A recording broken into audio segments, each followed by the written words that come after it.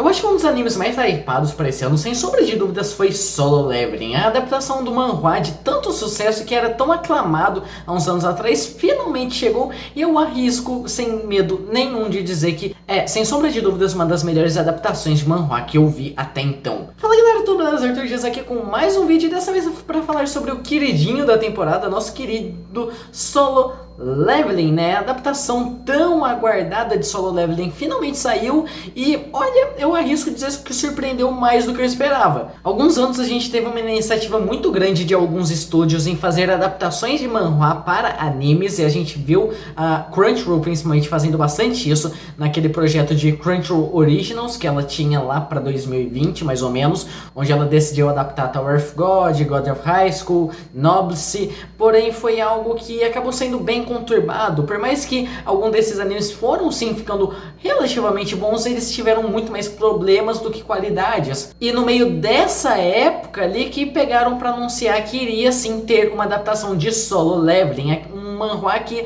era provavelmente um dos mais aclamados que você via o pessoal falando praticamente sempre, ainda mais porque era numa época que Solo Leveling ainda era publicado, ainda saía capítulos online de Solo Leveling toda semana. Então o hype assim ele foi gigantesco, mas o receio veio tão grande quanto. O mesmo receio que fãs de Tower of God tiveram, o mesmo receio que fãs de God of High School tiveram, né, de pegar e rusharem tanto a obra que estragassem ela. E olha, agora que saiu dá pra dizer que foi um alívio tão grande ver que isso não aconteceu, ver que o pacing do anime tá tão perfeitinho e tão redondinho e tá uma adaptação tão boa do material original. Até porque esse vai ser um vídeo um pouco peculiar, porque eu acho que é uma das primeiras vezes que eu falo de um anime que eu já consumi o material original anteriormente. O hype de Solo Leveling era tão grandioso, era tão estrondoso assim, que Solo Leveling foi o meu primeiro manhwa. E até então foram só 2 manhwas que eu li. E olha, na época que eu li Solo Leveling, porque eu pelo menos comecei a ler, tinha terminado já a primeira season do manhwa, que é algo bem peculiar de mangás coreanos, né? Eles fazem uma divisão por temporada ali. Quando eu comecei a ler, tava no final da primeira temporada e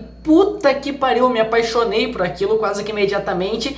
E por mais que na época que anunciaram o anime eu já não tava gostando mais tanto, né? A história teve alguns tropeços, eu segui até o final e eu me tive curioso pra ver como seria essa adaptação. Até porque eu acho que Solo Leveling é uma obra que funciona perfeitamente pra estrutura de anime. E por mais que tenha diversos problemas, por mais que o roteiro definitivamente não é um dos fortes dele, é um anime extremamente clichê, extremamente previsível em diversos quesitos, mas se tem uma coisa que ele é absolutamente incrível desde o manhwa, é a porra da ação. Então quando você transpassa isso pra animação, você já vai... Tá, o negócio vai ficar picudo. Solo Leveling, sem sombra de dúvidas, tem uma das melhores quadrinizações de ação que eu já vi na minha vida. Eu conseguia hypar muito apenas os quadros estáticos ali, porque eles sabem montar essa sequência de ação, eles conseguem montar essa sequência de lutas de uma forma que te dá um hype assim desgraçado a cada quadro ali que você lê. Fora a arte, a estilização do estilo do autor ali, que também é maravilhoso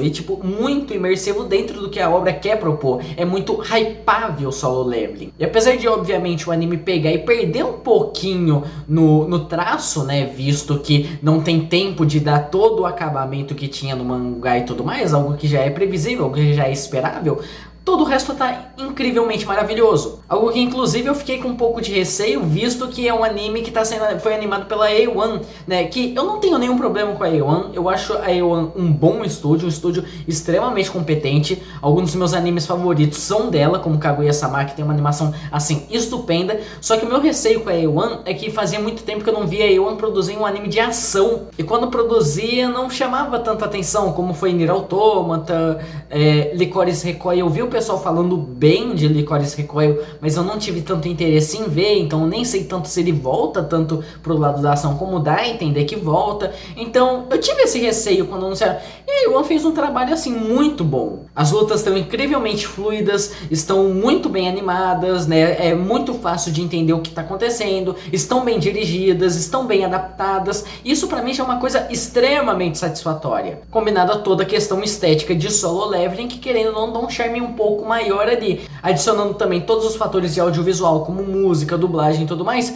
torna Solo Leveling uma obra extremamente aproveitável. Mas enfim, eu tô falando demais de animação, de produção, de briga, não sei o que, só que Solo Leveling, por mais que eu falei que a história não é o forte, tem tem ela ali no meio. Onde basicamente o anime ele vai acompanhar um mundo, né, onde começaram a surgir portais no decorrer do mundo e pessoas começaram a despertar poderes para enfrentar criaturas e monstros que estavam dentro desses portais. Se esses portais ficassem ativos por muito tempo, se não fosse lidado com esses portais em um determinado tempo, eles estouravam e liberava todos os monstros que estavam presos ali dentro no nosso mundo. Por conta disso, é criado agências de caçadores. Essas pessoas que começam a despertar poderes são recrutados como caçadores para lidar com essas ameaças. Isso meio que vira uma profissão. O anime acompanha um desses caçadores, que é o Sung Jin-woo, eu acho que é esse a pronúncia do nome do personagem. É coreano, por aí dificulta um pouco a fazer as pronúncias. Onde ele é considerado o caçador mais fraco da humanidade. Ele é um caçador de ranking E, onde o poder dele é só um pouquinho mais elevado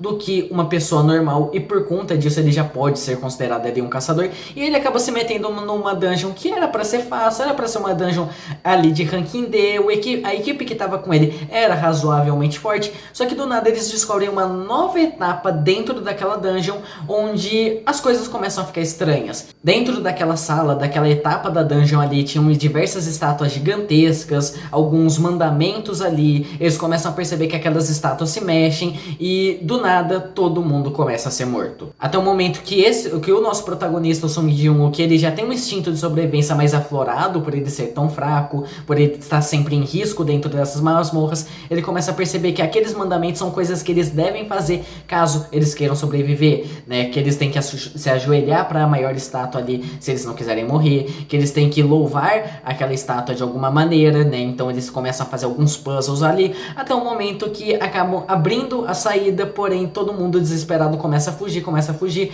e fica apenas ele meio como um sacrifício, né? Ele acaba meio que se sacrificando pelo bem do grupo. E aí meio que o anime começa, porque dentro desse incidente ele se torna um player. Do nada, ele que devia estar com uma perna decepada, um braço decepado, devia estar completamente morto, é encontrado novamente no fim da caverna, aquela sala já não existia mais, e ele é resgatado e começa a ter mensagens, começa a ter visões de telas que se assemelham muito a de um videogame, que dão instruções para ele, e ele começa a ter uma característica um pouco diferente de outros caçadores. A partir do momento que um caçador ele desperta nesse mundo, ele não fica mais forte do que ele é classificado naquele momento. Se ele tem tal quantidade de energia, essa quantidade de energia é o que ele vai ter definitivamente. Se você é ranking C, você está preso no ranking C. E esse era o caso do Sung, né? Ele é um personagem de rank E, o caçador mais fraco, e ele nunca poderia sair disso.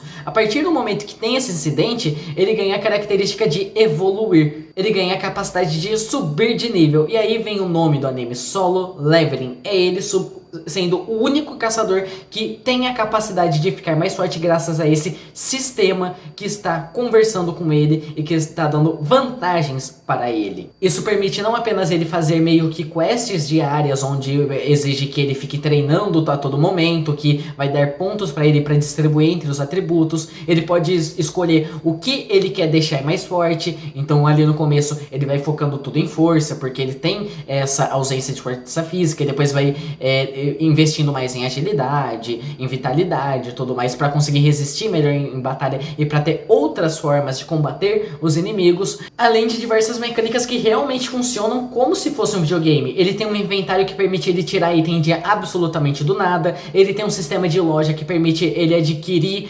armas e equipamentos melhores com as funções do próprio jogo, necessariamente externo, a moeda daquela cidade, daquela sociedade, não é uma moeda ali do sistema do jogo. É realmente como se a vida dele tivesse se tornado um jogo que está sendo manipulado por outra pessoa. E eu acho que esse é um ponto que acaba sendo mais interessante dentro da fórmula de Solo Leveling, né, do como a história acaba avançando, porque, como eu falei, a graça de Solo Leveling é a sequência de lutas. É cada situação que vai colocar o Sung em risco, até o momento que nada vai ser um risco pra ele. Até o momento que ele vai estar tão forte, ele vai estar tão quebrado, que ele vai simplesmente passar o rodo em todo mundo como se fosse um Saitama da vida. Só que o legal é como constroem um pouco essas situações e como essas situações vai alterando um pouco o Sung. Desde o trauma ali desse incidente da dungeon dupla, onde ele acaba meio que despertando novamente, né, que ele acaba conseguindo essa capacidade, até outras situações situações que ele acaba se envolvendo e que vão afetando ele de algum modo.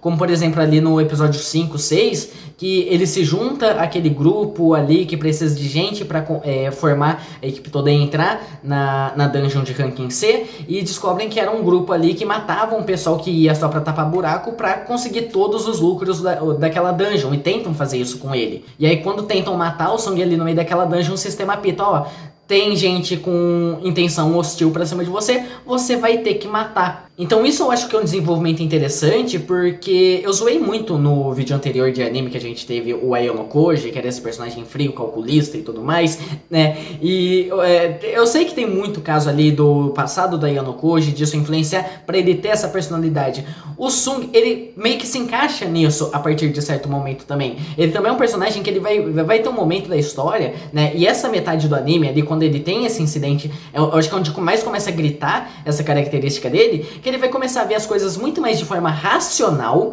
ele vai começar a ver as coisas muito mais de uma forma direta. Opa, eu preciso fazer isso, é isso que eu vou fazer, não importa o impacto que isso vai ter, é essa ação que eu vou tomar. Então ele realmente vai se tornando esse personagem frio, calculista, mas você vê o desenvolvimento dele pra isso. Como ele é aquele personagem ingênuo, meio bobo, que sempre estava em risco, mas tentava levar as coisas com um certo otimismo, e como ele vai se perdendo, né? Como esse trauma e até mesmo a forma como ele vai ficando mais forte, meio que vai consumindo a personalidade dele. Como ele perde medo, como ele perde empatia, como ele perde prazer, como ele perde adrenalina, como ele vai perdendo absolutamente tudo no decorrer dessa jornada pra se tornar mais forte. Meio que ele vai perdendo coisas que vão tornando ele cada vez mais humano. Isso é algo que eu acho que torna o protagonista de Solo Leveling razoavelmente interessante, mesmo que seja um desenvolvimento meio básico, né? Mesmo que seja um desenvolvimento meio padrão, que a gente já tá habituado a ver em diversos tipos de obras. O Song não é um protagonista lá muito original. A mecânica onde Solo Leveling funciona, nossa, é tudo baseado num jogo, não é nada original. O simples fato de estar a todo momento pegarem e compararem aquilo realmente como se fosse um jogo, torna as coisas mais meh ainda. Ou seja, não é um anime que você vai ver necessariamente por conta da história, você só vai ver por uma ótima porradaria. E que eu sinceramente acho que essa primeira temporada de Solo Leveling, onde melhor vai entregar isso. Porque realmente é esse processo que você tá vendo do Sung se tornar aquele caçador mais fraco pra alguém que realmente consegue se destacar até demais dentro daquela situação. Eu não quero dar muitos spoilers, mas vai ter momentos em que o Sung ele vai ser um personagem tão forte e tão quebrado que já não vai ser mais tão interessante. Mesmo que a quadrinização de luta seja absolutamente incrível. Mas já perde um pouco desse tato que acaba tendo um pouco dentro da primeira temporada. Porém, tem outras coisas que eu sinto que vai destacando um pouco melhor. Como, por exemplo, durante essa primeira temporada, uma coisa que pode até soar um pouco estranho e que até me incomoda um pouco em alguns momentos, é como direto está cortando aqueles momentos de ação, tá cortando alguns momentos de desenvolvimento do Sung para colocar coisas de outros personagens, como o presidente da Associação de Caçadores, como alguns caçadores de ranking S, como por exemplo a Sha, né, a Rain Sha, eu acho que esse é o nome da personagem ali, que tem alguns momentos ali que destacam bastante essa personagem, mas durante a primeira temporada ela não faz nada. Ela simplesmente existe ali e ficam dando esses pequenos resquícios ali de destaque pra ela. Tipo, opa, essa personagem vai ser importante, mas na primeira temporada ela é um grande foda-se. E realmente essa personagem vai ter uma importância mais pra frente, mas vai ser coisa lá pra segunda, se não terceira temporada. Porque aí eu acho que é algo que eu destaco muito em Solo Leveling, que é o ritmo que ele ficou realmente muito bom. Eu tava com medo deles tentarem adaptar uma season inteira do mangá de Solo Leveling na primeira temporada mesmo, sei lá, mesmo que fosse lá uns 24 episódios, tentasse socar tudo de uma vez, mas não, eu acredito que a primeira temporada do manhwa de Solo Leveling vai ser dividida em tipo umas 3 temporadas do anime, porque realmente ficou um ritmo bem legal. O momento onde essa temporada terminou é um momento que eu pensei que, caralho, vai ser, sei lá, metade da primeira temporada mesmo. Apesar que, como eu tava deduzindo que seria 24 episódios, então meio que terminou realmente no ponto que eu acreditaria que ia terminar. Mas, tipo, eu pensei que o anime, nessa primeira exibição, iria pra um momento um tanto mais avançado do que realmente foi. Só que eu acho que foi um momento muito interessante o que ele encerrou, porque é meio que o momento em que deixa de ser solo leveling necessariamente, que é o momento que ele se torna um necromante. Então aquele negócio, ah tá, upando de nível sozinho, não existe mais, ele vai ter um exército junto com ele, que pode parecer algo que desanda um pouco o anime barra o mangá, mas ainda essa dinâmica do exército consegue ser muito interessante durante essa apresentação, inclusive com alguns dos membros do exército dele, como por exemplo o Igris, que é o que se torna o general ali logo no final dessa temporada, se destacando demais em algumas lutas, às vezes até mais do que o próprio Song. Mas bom, agora o que resta é ver como vão adaptar as próximas temporadas, os próximos eventos, e quem sabe se eles não conseguem ajeitar ou dar umas corrigidas em algumas coisinhas que eu achava o mangá bem problemático, principalmente no que se refere a Season 2 no manhwa. Mas enfim, é isso que eu achei sobre a adaptação de Solo Leveling. Comentem aí embaixo o que vocês acharam do anime, se vocês já viram, se vocês já leram também o mangá de Solo Leveling, o que vocês acham do material original e tudo mais. E é isso, eu vou ficando por aqui, a gente se vê no próximo vídeo, falou!